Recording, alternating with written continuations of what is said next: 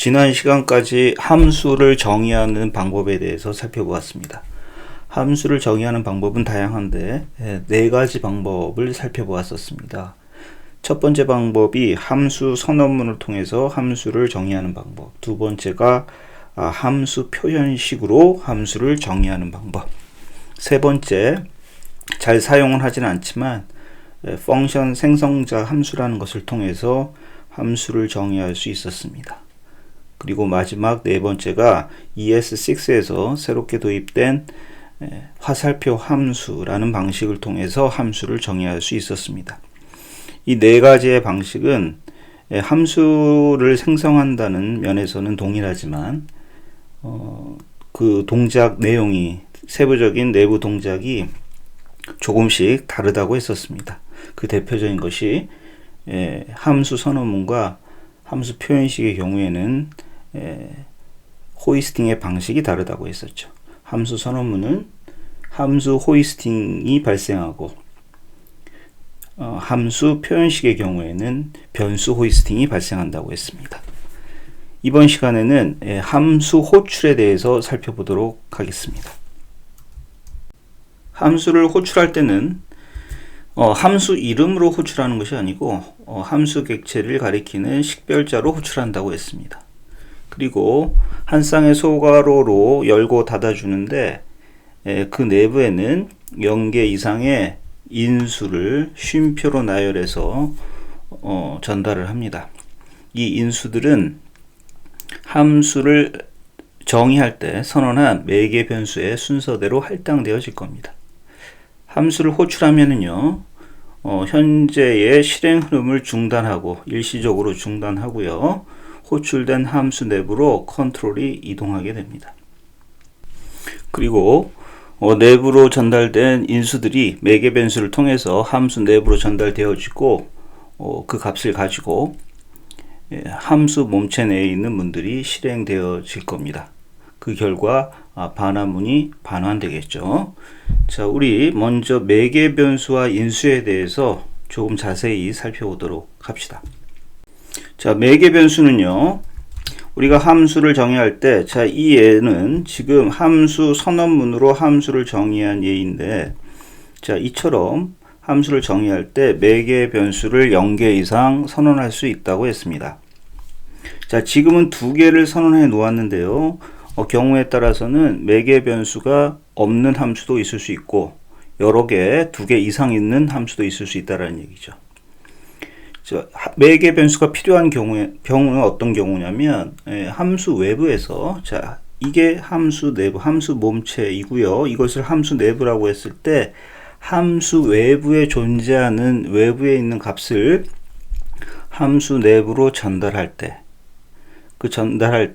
그 값을 인수라 하는데 그 인수를 전달받는 일종의 인터페이스라고 했습니다.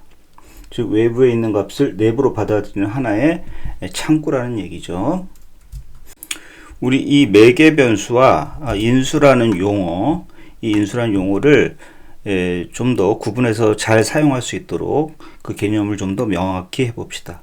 자, 매개 변수라는 것은요, 영어로는 파라미터라고 부르고 매개 변수를 인자라고 부르는 경우도 있습니다. 인수는 영어로는 아규먼트라고 하죠. 자, 우리가 함수 선언문에 이 소괄호 내부에 기입한 이 변수들을, 매개 변수는 변수입니다. 이 변수들을 매개 변수라 한다고 했습니다. 아직 값이 할당되어지지 않은 상태죠. 호출되기 이전에는요. 그런데 호출문에서도 소괄호를 열고 닫아주는데 이게 호출의 의미를 담고 있는데요. 이 앞은 함수를 가리키는 식별자이고 이 안에다가 이 함수 호출을 의미하는 소괄호 안에 값을 적어줍니다. 값을 컴마로, 여러 개 있을 때는 컴마로 구분해서 나열해 주는데 일반적인 경우에는 매개 변수의 개수와 인수의 개수가 동일해야 하겠죠. 이때 이 외부에서 함수 내부로 전달하는 이 값 자체를 인수라 부릅니다. 이 인수는 매개 변수의 순서대로 할당이 되어집니다. 이 두 번째 적은 이 2라는 인수가 x에 들어가는 일은 없고 순서대로 할당이 되어진다는 얘기죠. 자, 이 인수는 당연히 값이어야 하고요. 왜냐하면 이 매개 변수도 변수이기 때문에 변수가, 자, 이 인수가 전달되어진다는 의미는 이 x라는 변수에 1이라는 값이 할당되어지는 것입니다. 따라서 할당되어져야 하기 때문에 값이어야 하고요. 그 타입에는 별다른 제한은 없습니다. 인수의 타입에 제한이 없기 때문에 여기에 어떤 값이라도 자바스크립트에서 값으로 인정하는 것이라면 모두 인수로 사용할 수 있다는 얘기죠. 우리가 지금 예로 드는 것은 지금 숫자 값을 사용하고 있지만 문자열이 올 수도 있고 불리한 값이 올 수도 있고 그리고 null이나 undefined도 올 수 있습니다. 일반적이진 않지만요. 그리고 객체도 올 수 있겠죠. 그리고 함수도 값심으로, 객체 값심으로 함수도 이곳에 올 수 있을 겁니다. 즉 함수도 인수로 사용할 수 있다는 얘기죠.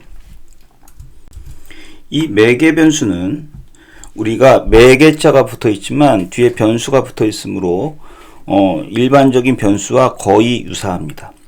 다른 점은 변수는 바나 렛이나 const라는 키워드를 사용을 해서 선언이라는 행위를 해야 했지만 함수의 경우에는 함수를 정의할 때 이와 같이 키워드 없이 렛이나 const나 바라는 키워드 없이 그냥 이곳에 매개 변수가 올 수 있는 이곳에 지정해 주는 것으로만, 자, 변수의 이름을 지정해 주는 것으로 변수 선언의 의미를 갖습니다. 일반적인 변수는 변수 선언문이 실행되어질 때 변수가 생성되어지죠. 변수 선언문은 런타임 이전에 실행된다고 했습니다. 즉 코드가 한 줄 한 줄 한 줄 실행되는 시점이 아니고 그 이전에, 즉 런타임 이전에 먼저 선언문은 실행되어지죠. 그러면 이 매개 변수도 변수와 같다고 하니까 그러면 언제 이 매개 변수가 생성이 되냐면 매개 변수의 경우에는 함수가 호출되어진 직후에 실행이 됩니다. 자, 우리가 나중에 이것은 또 살펴볼 일이 있는데요. 지금 간단하게 설명을 드리면 함수가 이처럼 함수가 호출되어지면 이 안에 있는 함수 몸체 안에 있는 문들이 순차적으로 하나씩 하나씩 실행이 되어질 겁니다. 지금은 문이 하나만 있어서 적절하지가 않지만 예를 들어서 여러 개의 문이 있다고 할게요. 여러 개의 문이 있다고 하면 함수가 호출이 되어지면 한 줄 한 줄 한 줄 순차적으로 실행이 되겠죠. 그 한 줄 한 줄 실행되기 이전에 먼저 x와 y라는 매개 변수가 생성이 됩니다. 생성이 돼서 어떠한 값을 갖냐면 일반적인 변수와 마찬가지로 undefined로 초기화가 됩니다. 자바스크립트 엔진에 의해서 undefined 값을 갖는다는 얘기죠.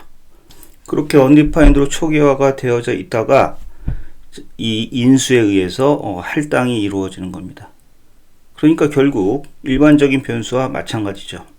예를 들어서 바 x는 1이라고 했을 때 바 x라는 변수 선언문이 먼저 실행되어지고 변수가 생성되어지고요. 그리고 순차적으로 문이 한 줄 한 줄 실행되는 시점에 할당문은 따로 이루어진다고 했습니다. 그와 마찬가지로 매개 변수도 변수의 생성과 동시에 undefined로 초기화되어지고 그 다음에 인수에 의해서 할당이 이루어진다. 이렇게 생각하시면 될 것 같습니다. 또 하나 매개 변수의 특징은 스코프가 있다라는 얘기입니다. 우리 아직 살펴보지 않은 개념인데 스코프, 즉 유효 범위가 있습니다. 무슨 얘기냐면 지금 이 x와 y라는 매개 변수는 이 함수의 몸체 내부에서만 유효합니다. 우리 조금 다른 얘기지만 이 함수 이름은 이 함수 몸체 내부에서만 유효하다고 했습니다. 마찬가지로 이 x와 y도 이 함수 몸체에서만 유효하고 이 함수 몸체 외부에서는 참조가 불가합니다. 자, 이러한 개념을 스코프라고 하는데, 스코프에 대해서는 우리가 함수를 살펴본 이 다음 장에서 자세하게 살펴볼 겁니다. 즉, 이곳에서 함수 몸체 외부에서 이와 같이 x와 y를 참조하면 레퍼런스 에러가 발생하는 것을 알 수 있죠. 일반적으로 함수를 호출할 때는 인수의 개수와 매개 변수의 개수가 동일한 것이 일반적입니다. 예를 들어서 지금 여기 add라는 함수에 두 개의 매개 변수가 정의되어져 있는데, 호출할 때도 이 순차적으로 인수가 전달이 되어지니까 여기가 두 개가 정의되어 있으면 인수도 두 개를 전달하는 것이 맞겠죠. 그런데 자바스크립트의 경우는 매개 변수의 개수와 인수의 개수를 체크하지 않습니다. 무슨 얘기냐면 매개 변수의 개수하고 인수의 개수가 다를 수도 있다라는 얘기죠. 이때 에러가 발생하지 않는다라는 얘기입니다. 예를 들어서요. 자, 이 예제를 살펴보시면 매개 변수가 두 개 있습니다. 그런데 인수는 한 개만 전달하고 있죠. 이와 같은 경우에는 자, 순차적으로 일단 전달이 되어지니까 이 x에는 2가 전달이 되어질 겁니다. 그런데 y에는 전달할 것이 없으니까 인수가 전달이 되어지지 않겠죠. 자, 이때 y의 값은 무엇일까요? 자, 우리 아까 살펴보았을 때 매개 변수는 일반 변수와 마찬가지로 먼저 생성이 되어진 이후에 undefined로 초기화 되어진다고 했습니다. 그 이후에 인수로 할당이 되어지는 것이죠. 전달이 되어진다는 것은 할당을 의미하니까요. 자, 그런데 y의 경우에는 지금 전달할 인수가 없습니다. 즉 할당할 값이 없다는 얘기죠. 따라서 이 경우에는 x는 2로 할당이 되어졌지만 y는 undefined 상태 그대로입니다. 2와 숫자값 2와 undefined를 더하면 계산이 불가능하기 때문에 숫자값인 난이 반환되게 됩니다. 따라서 여기서 난 이렇게 나오는 것을 알 수 있죠. 자, 이 경우는 인수가 매개 변수의 개수보다 적을 때인데, 자, 이 경우를 살펴보시면 매개 변수는 2개인데 인수는 3개입니다. 자, 이 경우는 어떻게 될까요? 자, 2는 순차적으로 할당이 되어지므로 x에 전달이 되어져서 할당되어질 것이고 5는 y에 전달되어질 겁니다. 자, 그런데 10은 받아줄 매개 변수가 없으므로 그냥 무시가 됩니다. 정확히 얘기하면 무시되는 것은 아니고 함수 내부에서 유효한 argument라고 하는 객체가 있습니다. 무슨 얘기냐면 우리 아직 살펴보지 않은 개념인데요. 이 안에서 함수 내부 안에서 우리가 정의하지도 않았지만 선언하지 않은 식별자이지만 암묵적으로 argument라고 하는 객체가 생성이 되어집니다. 함수 내부에서는요. 참조해 보시면 어떤 정보가 담겨져 있냐면 우리가 전달한 인수들의 정보가 이렇게 들어가 있음을 알 수 있습니다. 자, 여기 3개의 2, 5, 10이라는 인수를 전달하면서 호출을 했잖아요. 이 인수들이 이곳에 들어가 있다는 얘기죠. 자, 이러한 아규먼트 객체라는 것이 있는데 이 아규먼트 객체 내부에서 우리가 함수로 호출할 때 전달한 인수들을 다 가지고 있기는 합니다. 이 아규먼트 객체에 대해서는 우리가 1급 객체, 함수도 1급 객체라고 했잖아요. 그 함수와 1급 객체의 관계를 살펴볼 때 자세히 살펴볼 예정입니다만은 지금 간략하게 말씀을 드리면 인수들의 정보를 담고 있는, 즉 아규먼트들의 정보를 담고 있기 때문에 아규먼트라는 이름으로 생성이 되어지는 객체, 아규먼트 객체는 우리가 매개 변수를 미리 지정할 수 없는, 즉 매개 변수가 몇 개 있어야 되는지를 미리 알 수 없는 함수가 있을 수 있습니다. 그런 함수를 가변인자 함수라고 하는데, 예를 들어서 어떤 함수냐면 인수가 몇 개 전달될지 모르는 경우예요. 예를 들어서 우리가 인수가 2개 전달될 수도 있고 3개 전달될 수도 있고 10개 전달될 수도 있는데 그 전달된 인수들을 다 더해서 합계를 구하는 함수를 만든다고 했을 때 인수가 몇 개인지 알 수 없으므로 매개 변수의 개수도 사전에 정의할 수가 없겠죠.